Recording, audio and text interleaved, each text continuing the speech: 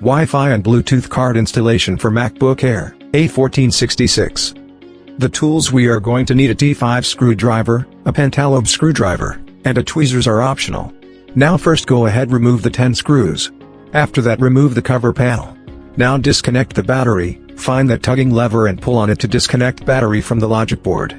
Now disconnect the two Wi-Fi and Bluetooth card antennas just by pulling up gently. Now remove the T5 screw, gently lift it up at an angle and pull it out of its socket. After this, insert the Wi-Fi and Bluetooth card at an angle and pop it into socket and secure it with T5 screw.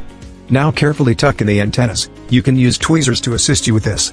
Reconnect the battery and place the cover back on the top. That's all. We do also have most electronics brand components in stock, such as Apple Mac LCD, top case, keyboard, SSD, logic board and more for immediate shipping. This video is provided by Tronics Center. For more details, please visit our website, www.tronicscenter.com, and contact us on support@tronicscenter.com or support@bazarzone.com. Don't forget to like, share, and subscribe our channel.